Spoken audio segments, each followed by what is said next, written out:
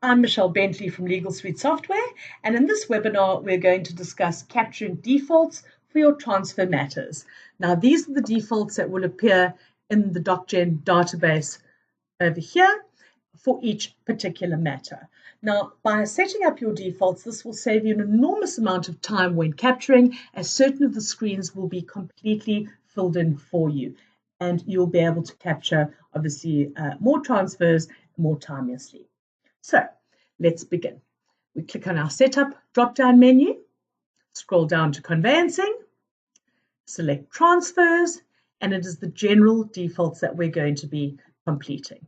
Now, you have the option to complete in both the English and Afrikaans language, so let's begin with English, as that is what appears first as our default. Now, EA granted at and documents signed at. Generally speaking, this is the same place. Your power of attorney and your documents are all signed by the buyer and seller, wherever it is that they're signed, on the same day in the same place. Now, if your clients come to you, documents are signed in your office, you could put in the place where you're situated. If you travel to your clients, you can leave this blank and simply fill this in on the fly per individual matter. Right, I'm based in Cape Town, so I'm going to use Cape Town as where my documents and power of attorney are signed at. So, off we go, Cape Town. Press Tab and Cape Town for where my documents are signed. Now, at Deeds Office, if I click on the drop-down menu, these are the various Deeds offices that are available in the Republic. I'm going to select Cape Town. Now, if you do register outside of the province, you can always change this per matter. You will have access, obviously, to these menus in the Docgen database. The same is applicable to your local authority. Where will you be applying for your rates? If you click on the drop-down menu, these are the various municipalities that are currently live with electronic rates applications via ratesclearance.com.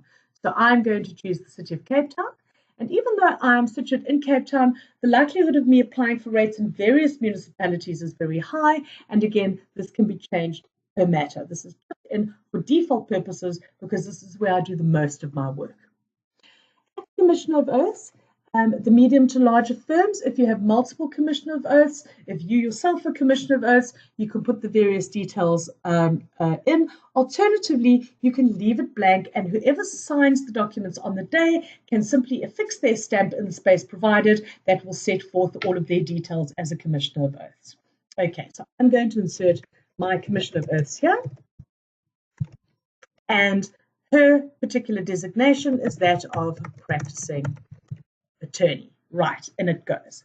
Now, the same is true of the notary. If you have multiple notaries in your office, or if you use your correspondence, if they have a notary that will prepare the documents, you can leave this blank, and your notary can affix their stamp at the date of preparation. Alternatively, you can fill it in. For the purposes of this, my conveyancer is also my notary, so I'm going to insert his details. Okay. There we go. And the province in which he practices is the Western Cape. Now, if you are situated outside of Deeds Office Town or outside of the prescribed area as set forth in the Deeds Registries Act, you will need to use a lodging agent, and you can tell Legal Suite who your lodging agent is, and this information will appear on the various letters that are provided in Legal Suite. So as soon as I click on the lodging agent checkbox, Legal Suite will take me to the address book, and you can see that my address book has automatically been filtered by attorneys because obviously attorneys act as correspondents for other attorneys. Now, here is my correspondent, Smith & Jones. If your correspondent attorney doesn't appear in the address book, you can add it, and you can refer to our webinar on how to insert parties into the address book. So once you've selected your party, you can say select, and it goes to the lodging agent field. Right, onto the conveyancer tab. These are the details of our conveyancer. Again, if you use multiple conveyancers, or if you're using your lodging agents as the conveyancer, you can leave it blank and then fill it in on the fly per matter, or alternatively leave it blank entirely, and the conveyancer can put their stamp in as they prep. So I'm going to insert my conveyancer, first names, initials, and surname. Right, agent. This is the agent who represents your buyer and your seller in terms of an exclusive use area on the special power of attorney for the notarial deed. Now, you as the user or your conveyancer or whoever can represent the buyer or seller, in this instance, I, as the user, am going to represent the buyer and seller on the special power of attorney. So I would insert my details. Right. Now, at the appearer field, on the power of attorney, we usually set forth the various conveyancers who would go to the deeds office on any given day, separating their names with the and word. So let's pop them in. Okay, separated with the and word. Oopsie.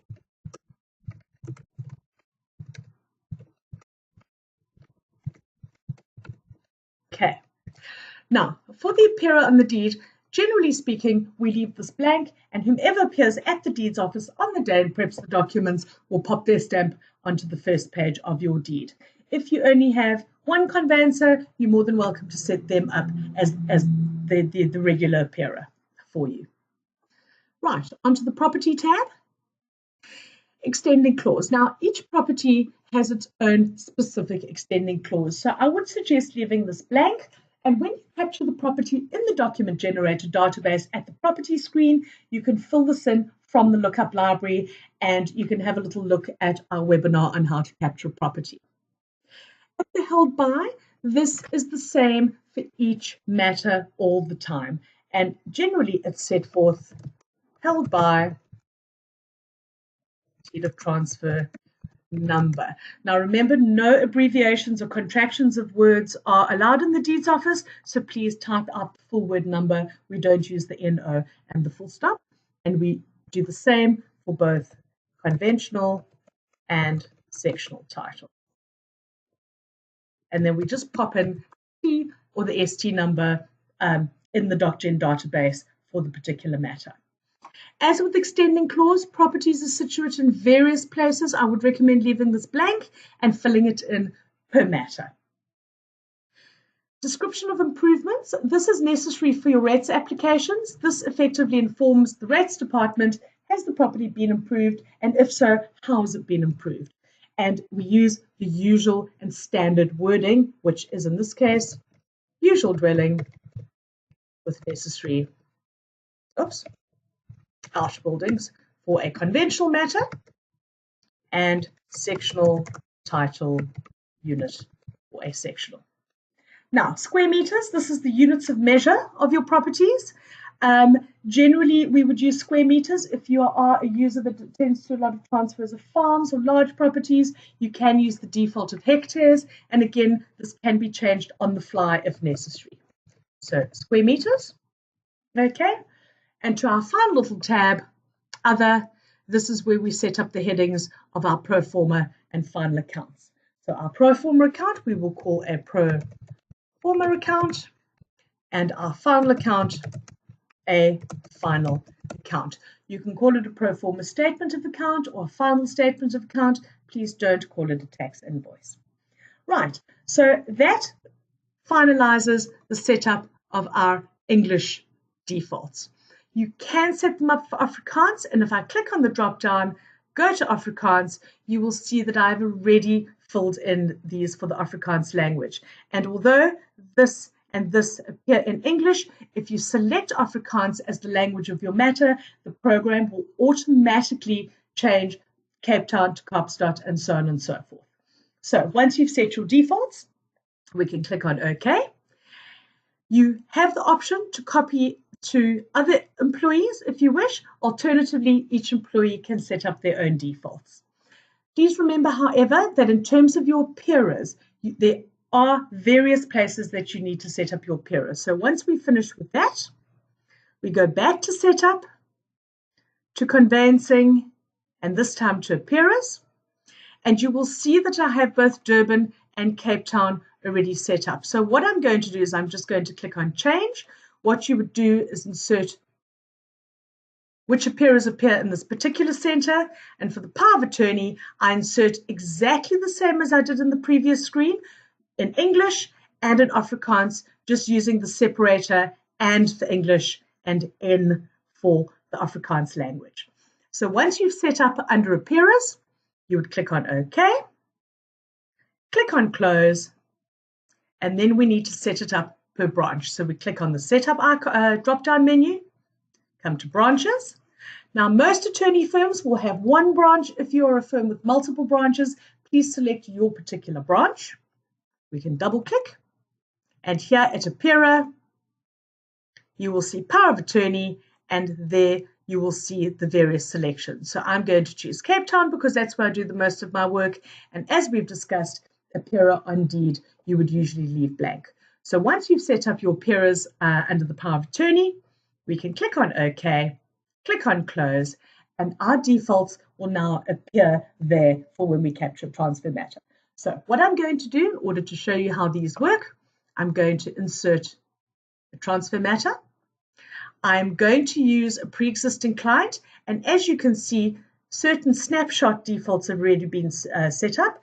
Please have a look at our webinar on capturing snapshots, and I'm going to use client BEN5, who already exists in my address book, and I'm just going to capture a transfer matter very quickly.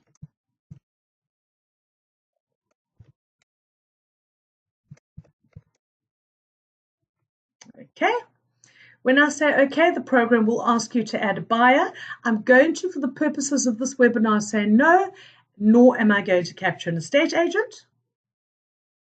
My matter is then created, and when I come into my document generator database, you will see here are my various defaults. My Cape Town, Western Cape, my conveyancer is there for me already, where my documents are signed, my notary, the province, the appearer on my PA, as well as my commission of oaths. Under collaborations, you'll see my lodging agent. At property details, when I insert a property, you will also see various defaults for my matter that have pulled in from the defaults. So use your defaults, set them up nicely, and it will facilitate the timiest and speedy capturing of transfers. Thank you.